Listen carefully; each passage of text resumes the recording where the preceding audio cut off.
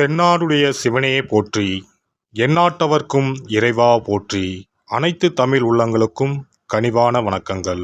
ஜோதிட சாஸ்திரத்தில் நவகிரகங்களின் தலைவனாக கருதப்படுபவர் சூரிய பகவான். இவர் ஒவ்வொரு மாதமும் தன் ராசியை மாற்றுவார். அப்படி மாற்றும் போதுதான் தமிழ் மாதங்கள் பிறக்கின்றன. அந்த வகையில் நடைபெறும் விசுவாவசு ஆண்டு மார்ச் மாதம் 15ஆம் தேதி ஞாயிற்றுக்கிழமை அன்று ஏகாதசி திதியில் திருவோணம் நட்சத்திரத்தில் பரிகம் நாமயோகத்தில் பாலவம் கரணத்தில் சித்தயோகம் கூடிய நன்னாளில் இந்த மகத்தான பங்குனி மாதம் பிறக்கின்றது. இம்மாதத்தில் சூரிய பகவான் மீனராசியில் சஞ்சரிப்பதால் இது மீன மாதம் என்றும் அழைக்கப்படுகின்றது. இம்மாத கிரகநிலைகள் என எடுத்துக்கொண்டால் மீனராசியில் சுக்கிரன், சூரியன், சனி பகவான் உள்ளனர். கும்பராசியில் செவ்வாய் பகவான், புதன் பகவான், ராகு பகவான் உள்ளனர். மிதுன ராசியில் குரு பகவானும், சிம்மத்தில் கேது பகவானும் உள்ளனர்.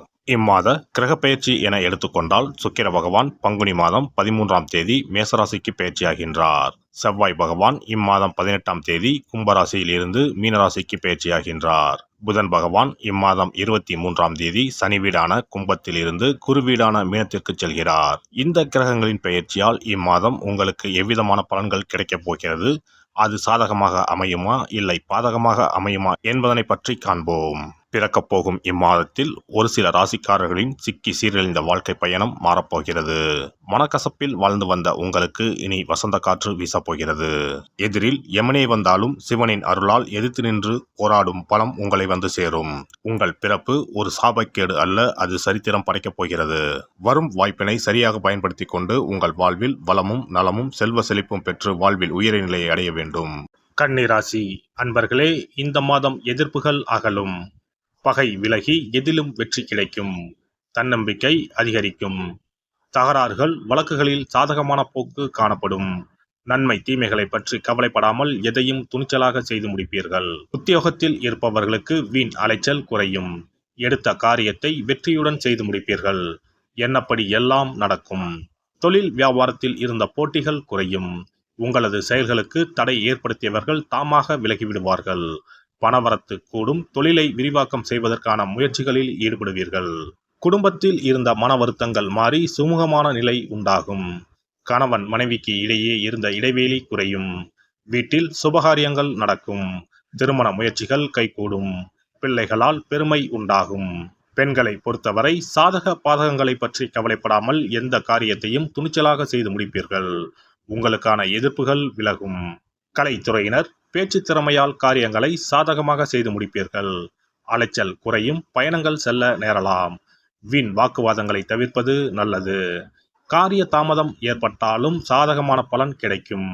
அரசியல் துறையினருக்கு எதிர்பார்த்த காரியங்கள் தடைகள் இன்றி முடியும், எதிர்ப்புகள் மறையும், பகை பாராட்டியவர்கள் பகையை மறந்து நட்பு கரம் நீட்டுவார்கள், நீண்ட நாட்களாக இருந்து வந்த பிரச்சனைகள் குறையும், மன உறுதி அதிகரிக்கும்.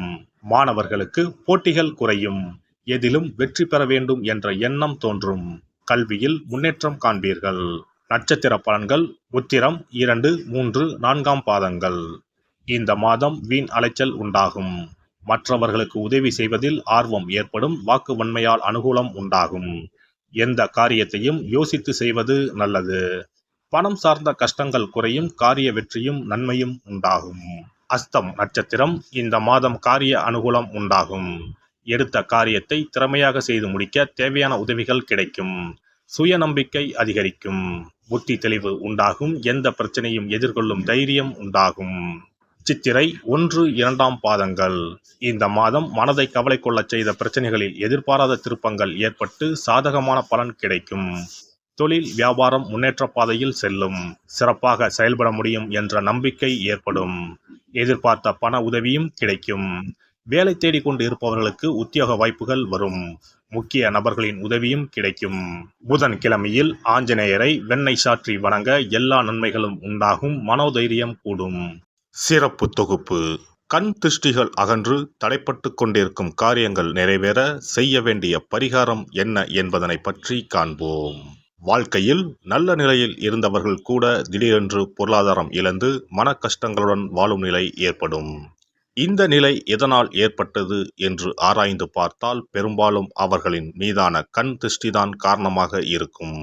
கல்லடி பட்டாலும் கண்ணடி படக்கூடாது என்று சொல்வார்கள் அல்லவா, அது உண்மைதான். இது போன்ற பிறரின் பொறாமை கொண்ட கண் திருஷ்டியினால் பலரின் வாழ்க்கை சிரமத்திற்கு ஆளாக நேரிடும்.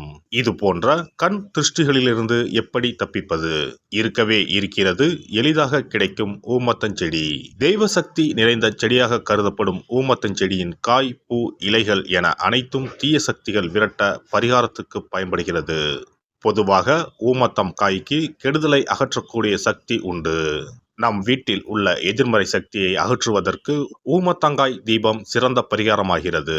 தெய்வீக மகத்துவம் நிறைந்த ஊமத்தங்காய் மற்றும் பூவையும் எடுத்துக்கொள்ளுங்கள்.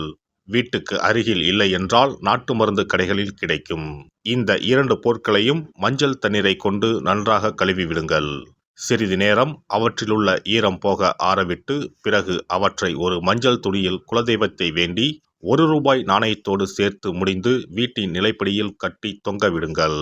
இந்த முடிச்சை வெள்ளிக்கிழமை அல்லது ஞாயிற்றுக்கிழமைகளில் தயார் செய்து வாசல் படியில் கட்டுவது சிறப்பு.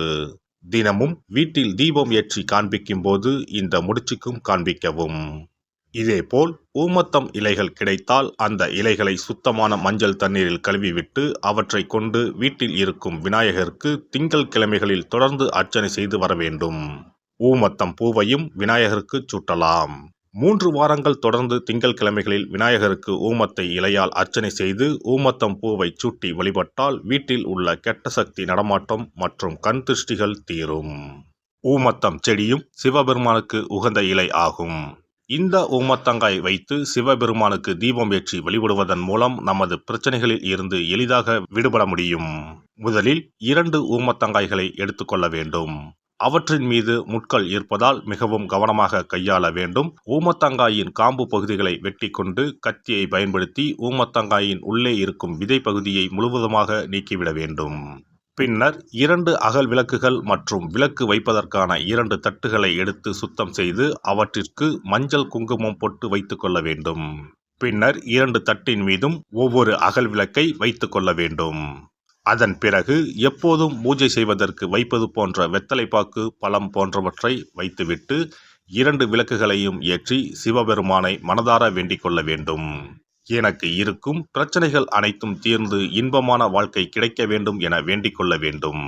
இந்த பூஜையை வெள்ளிக்கிழமை அன்று தொடங்கினால் தொடர்ந்து 9 வெள்ளிக்கிழமைகள் செய்ய வேண்டும்.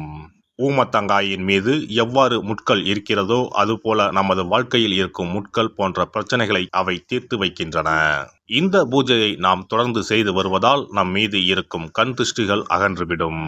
தீராத துயரங்கள் தீர்ந்துவிடும். பணம், நகை நம்மிடம் பெருகி வரும். சிலருக்கு கையில் சுத்தமாக பணம் இருக்காது. வறுமை தாண்டவமாடும். கடன் தொல்லையால் கஷ்டப்படுவார்கள். பண பிரச்சனையில் சிக்கி கொண்டிருப்பவர்கள் இந்த தீபத்தை ஏற்றினால் 3 வாரங்களில் நல்ல பலனை பெற முடியும். தொழிலில் நல்ல முன்னேற்றம் இருக்கும். கடன் பிரச்சனைகள் தீரும். உறவினர்களிடையே பகைமை இருந்தால் அவையும் மறைந்துவிடும். நோய்வாய் உள்ளவர்கள் இந்த தீபத்தை ஏற்றுவதன் மூலம் நல்ல பலனை பெற முடியும். பொதுவாகவே எந்த பரிகாரம் என்றாலும் அதை முழு நம்பிக்கையுடன் செய்தால் மட்டுமே முழு பலன் கிடைக்கும் என்பதை நினைவில் கொள்ளுங்கள். எல்லாம் வல்ல இறையருளால் நீங்களும் உங்கள் அன்பு குடும்பமும் உடல் நலம், நீலாயுள், நிறை செல்வம், உயர் புகழ், மெய்ஞானம் ஓங்கி வாழ்க வளமுடன். இந்த வீடியோ பதிவு உங்களுக்கு பிடித்திருந்தால் லைக் பண்ணுங்க, கமெண்ட் பண்ணுங்க, ஷேர் பண்ணுங்க, மறக்காம சப்ஸ்கிரைப் பண்ணுங்க, பக்கத்துல இருக்கிற பெல் பட்டனை கிளிக் பண்ணுங்க. நன்றி, வணக்கம். ஓம் நமச்சிவாய. சிவாய நம.